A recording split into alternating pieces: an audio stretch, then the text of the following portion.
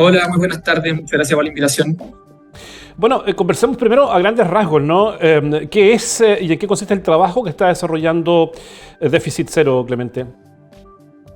Déficit Cero es una corporación sin fines de lucro que tiene como propósito realizar estudios y propuestas para enfrentar el déficit habitacional del país. Por lo tanto, lo que hacemos es hacer estudios, incidencias, propuestas con la misión de abordar esta crisis habitacional que aqueja a lo largo de todo nuestro país. Bien, y en ese sentido, Clemente, ¿cuáles son las cifras reales del déficit habitacional? Porque uno escucha las cifras del gobierno, que difieren un poco, por ejemplo, de las cifras de la Cámara Chilena de la Construcción, y entiendo que ustedes también, desde una mirada bastante más amplia, tienen efectivamente otras cifras, ¿no? Claro, mira, hay una definición oficial de lo que significa el déficit habitacional. Sin embargo, nosotros en Déficit Cero estamos intentando cambiar el concepto de déficit a un concepto de demanda por vivienda de interés público. ¿Por qué? Porque un grupo de personas son los que, por ejemplo, no cuentan con vivienda, que eso está en zona alrededor de 700.000, que son, por ejemplo, las personas que están en campamentos, que están allegadas con familiares o con amigos, que están en vivienda recuperable. Entonces hay un concepto que ayuda a entender que son alrededor de 700.000. Sin embargo, quienes postulan a los programas de vivienda del Estado, por ejemplo, los programas habitacionales, subsidio de arriendo, subsidio de vivienda en propiedad, no son solamente las personas en déficit, sino que también las personas, por ejemplo, que son vulnerables y que arriendan y que pagan, por ejemplo, un porcentaje muy alto de sus ingresos en arriendo. Por tanto, que son lo que nosotros llamamos fragilidad habitacional, o sea, hogares que, aunque no están en déficit, podrían caer ante cualquier circunstancia, cualquier conflicto económico, podrían caer en déficit. Por tanto, nosotros tenemos una mirada más amplia, buscando entender esta demanda por vivienda, o sea, personas que requieren apoyo del Estado para acceder a la vivienda adecuada, que considera tanto a las personas en déficit como personas en fragilidad habitacional, y también otros hogares que, por ejemplo, están en una vivienda de un familiar, una vivienda cedida, pero que pueden perderla en cualquier minuto. Entonces, estamos intentando ampliar esta mirada del déficit a algo más general, que son todas las personas que requieren apoyo del Estado para acceder a la vivienda de forma adecuada. Y en esta mirada más holística, podríamos decir, Clemente, reconocemos que los tipos de familia, ¿no? Actuales son muy diferentes a las que existían hace 50 años atrás, donde antes solo se podía hablar, ¿no?, de la familia nuclear, papá, mamá e hijos. Bueno, actualmente hay otros tipos de familias, las familias biparentales sin hijos, familias biparentales con hijos, homoparentales, familias reconstituidas, personas solteras que también tienen necesidad de vivienda. ¿Se incluye, digamos, en esta nueva clasificación o se incluye en esta nueva clasificación de familia en este concepto de necesidad o de déficit habitacional también? ¿Se ha ido actualizando de alguna manera? O sea, la demanda habitacional está compuesta por muchos hogares muy distintos. Un porcentaje muy relevante es el hogar nuclear con hijos, pero también existen familias extendidas, por ejemplo, hogares que consideran a familiares una familia extensa, que por ejemplo no solamente está la familia nuclear, sino que incorporan a abuelos, tíos, primos. También están los hogares unipersonales, que son hogares de una sola persona. De hecho, es bien interesante, pero alrededor de un quinto del déficit habitacional está compuesto por hogares de una sola persona, son personas que viven solas. Y ahí no son solamente personas mayores, sino personas jóvenes con un trabajo que no le permite comprar una vivienda, por ejemplo, y tampoco les permite arrendar de manera adecuada, y por tanto también requieren apoyo del Estado para acceder a la vivienda. La demanda habitacional es diversa y las soluciones para abordar la demanda habitacional también son diversas. No son solamente, por así decirlo, el concepto de vivienda del conjunto habitacional que uno usualmente conoce, sino también se incorporan otro tipo de subsidios, que pueden ser subsidios al mejoramiento, ampliación, arriendo, subsidios de construcción en sitio propio. En fondo, así como la demanda habitacional es diversa, las soluciones también tienen que serlo y tienen que ser adecuadas a las realidades de los distintos hogares. Y en esa dimensión, ¿de dónde salen los recursos para poder superar este déficit que además, yo tengo la impresión, y corrígeme si estoy equivocado, es dinámico, ¿no? Es decir, pudiéramos solucionar hoy día el déficit completo de vivienda, pero ya mañana vamos a seguir sumando otro déficit, ¿no? No es una cuestión lineal, sino más bien tiene un dinamismo bastante complejo para efectos de su solución. Por lo tanto, ¿de dónde salen los recursos para poder solucionar este déficit, Clemente? Efectivamente, los hogares que se encuentran en déficit o demanda habitacional no es algo fijo, sino que año a año este número puede ir creciendo o puede ir bajando, dependiendo si es que la oferta es mayor que la demanda. Si es que las soluciones habitacionales que entregan el Estado son mayores que los hogares que se crean año a año, bueno, entonces vamos a ir bajando progresivamente el déficit habitacional. Sin embargo, si cada año hay más personas que requieren apoyo del Estado, y eso demanda considera distintos tipos, nuevos hogares, migración, hay muchos elementos. Si cada vez hay más personas que requieren apoyo del Estado y el Estado no responde, bueno, entonces va a ir creciendo. Los recursos. Efectivamente, es dinámico la demanda habitacional. La pregunta original, ¿cuál era? Que me quedé con... Sí, yo me fui por otro lado también, ¿no? Pero claro, tiene que ver con los recursos. ¿De dónde se obtienen efectivamente los recursos para poder financiar, digamos, y superar de una vez por todas este déficit?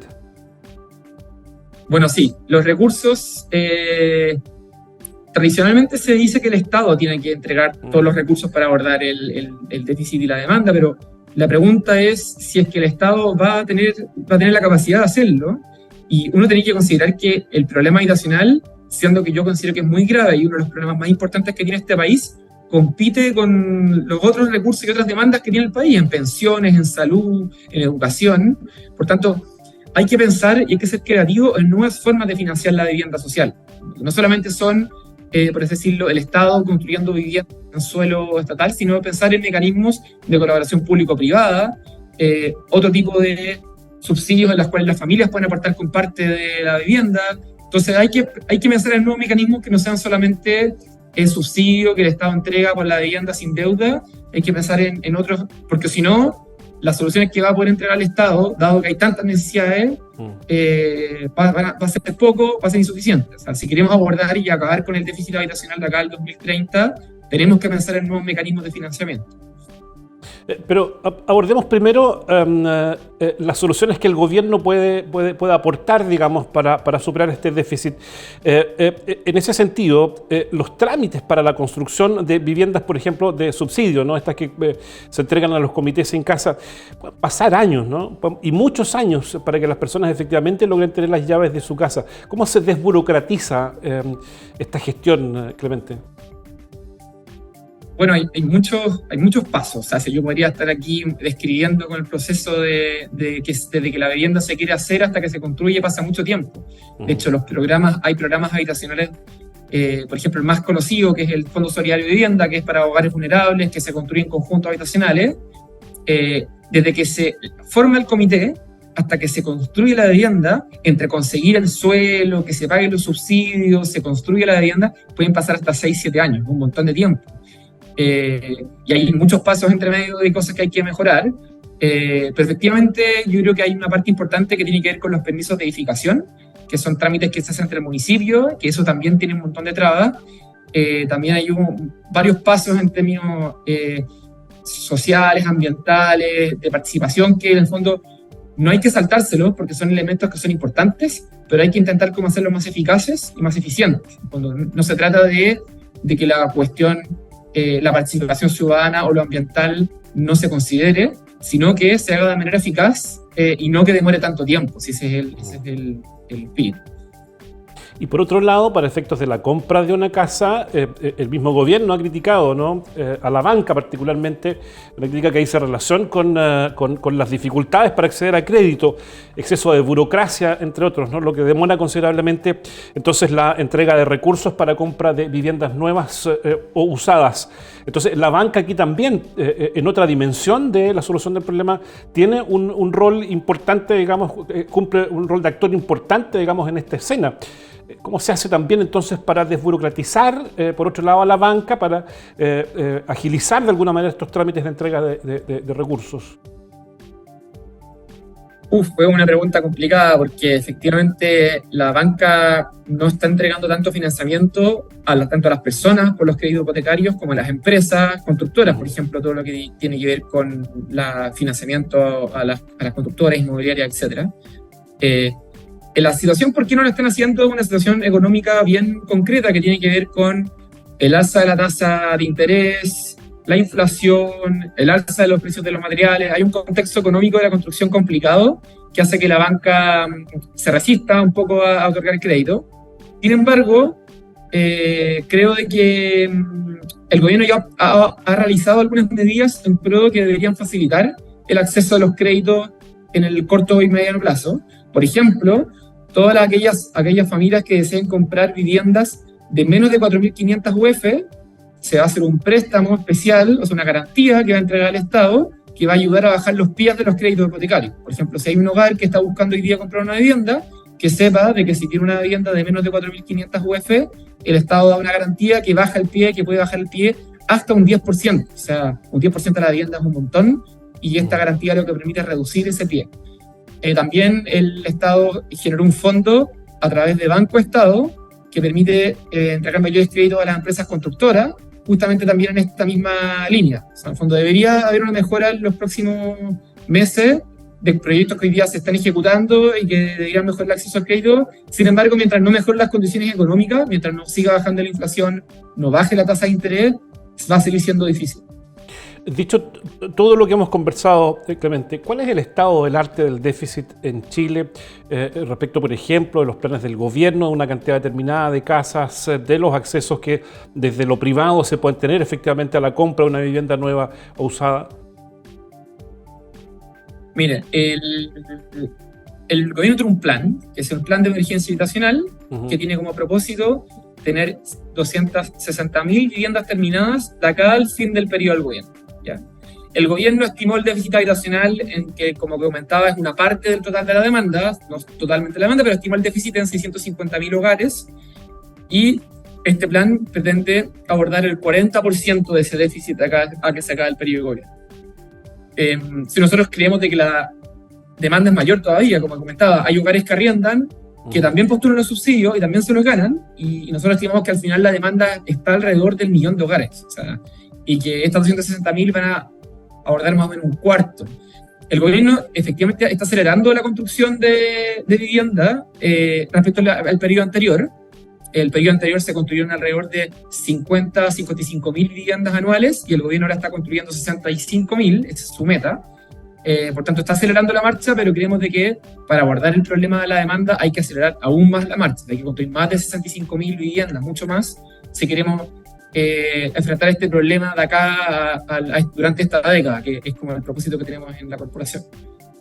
Es decir, 1.000.000 de viviendas, si uno quisiera cuantificar eso y traducirlo además en el tipo de familia que conversamos, estamos hablando aproximadamente de unas 3 millones de personas que se encuentran sin casa, ¿no? Sí, pero ojo que la demanda, se puede ver en la demanda personas que sí cuentan con casa, pero igual postulan los subsidios. Entonces, lo mismo que comentaba, no son 1.000.000 de viviendas nuevas, sino que son 1.000.000 de soluciones habitacionales. Quizá el apoyo que requieren algunas personas no es que el Estado le construya una vivienda sin deuda, sino que, por ejemplo, lo apoye con un subsidio de arriendo por un tiempo y que después, al mediano plazo, pueda acceder a la vivienda en propiedad. En el fondo, no todas las soluciones tienen que ser vivienda en propiedad, una parte importante sí, sobre todo las familias vulnerables y las que tienen más dificultades para acceder a la vivienda, pero quizá hay hogares a los cuales el tipo de apoyo es diferente. Puede ser, por ejemplo, densificación predial, o ampliación de una casa, o ayudarle con materiales de construcción para autoconstrucción. Hay distintos mecanismos, no todo es vivienda nueva. Entonces, efectivamente, necesitamos 1.000.000 de soluciones habitacionales, de las cuales un porcentaje importante es vivienda nueva, pero también hay que pensar en otros mecanismos que puedan ayudar a abordar el problema. Clemente, quiero cerrar la conversación con una pregunta que tiene que ver más bien con aspectos cualitativos. No sé si escuchaste el despacho anterior, donde las vecinas se quejan de que un sector en Temuco, no recuerdo cuántos kilómetros son, no tienen locomoción, digamos, y ese es un problema recurrente en Temuco. Cuando uno piensa en la solución del déficit habitacional, en superar este déficit, piensa también de alguna manera en el tipo de ciudad que estamos construyendo, ¿no? Y en ese sentido, me recuerdo, no sé si el arquitecto era colombiano o tenía otra nacionalidad, de las ciudades 880, que habla de alguna manera, ¿no?, de pensar efectivamente en soluciones habitacionales, pero con cercanía, digamos, de al menos servicios básicos, donde la gente, tanto un niño de 8 como un anciano de 80 años o una persona mayor de 80 años, pueda efectivamente moverse sin tener que recorrer grandes distancias para poder acceder a estos servicios. ¿De qué manera, desde el punto de vista cualitativo, cuando pensamos en la solución o en superar este déficit, estamos también pensando, ¿no?, en estos aspectos? Bueno, sí, nosotros en Déficit Cero también suscribimos la idea de que el problema de ciudad y el problema de vivienda son problemas que están totalmente conectados. Cuando pretender resolver el problema habitacional sin pensar en los equipamientos, servicios, acceso a transporte, vamos a generar grandes conjuntos habitacionales a las afueras de las ciudades sin acceso a la ciudad. Que ya lo hemos hecho en algunas décadas en Chile. Se construyó precisamente grandes conjuntos habitacionales desconectados de los equipamientos y los servicios. Por tanto, nosotros creemos de que así como hay que pensar en la vivienda, también hay que pensar en el acceso al transporte público, educación, salud, todo lo que son bienes públicos urbanos, áreas verdes. Y eso se puede pensar en conjunto. O sea, se puede, por ejemplo, pensar a través de los planes reguladores comunales, de cómo los planes reguladores favorecen que la construcción de vivienda esté conectada con servicios, equipamientos. Se puede hacer a través de la densificación, por ejemplo, aprovechar lugares que están bien conectados y densificarlos de forma equilibrada. Eso no significa construir grandes torres que vayan a generar un daño al barrio, pero pensar una densificación equilibrada en aquellos sectores bien conectados. Por tanto, hay que pensar justamente en esto como algo relacionado. O sea, no hay que pensar el problema de la vivienda desconectado de los problemas urbanos y habitacionales. De todas maneras. Sí, pucha, qué lástima, se nos acabó el tiempo, tenemos al próximo invitado en espera, pero me quedan varios temas pendientes. Por ejemplo, a propósito de los elementos cualitativos en la construcción de viviendas, por ejemplo, ¿qué pertinencia territorial tienen en una región como la nuestra, donde Temuco y Padre Las Casas son, sobre todo Padre Las Casas, una de las ciudades más contaminadas de Latinoamérica, ¿no? Entonces, ¿por qué no empezar a pensar, por ejemplo, como parte de esta solución en la calefacción distrital que permita calefaccionar, pero también enfriar? En fin, hay varios aspectos que quedan, digamos, pendientes de la conversación. Lamentablemente se nos acabó el tiempo. Clemente, te agradezco muchísimo el contacto, que estés muy bien. Muchas gracias por la invitación, que estén bien.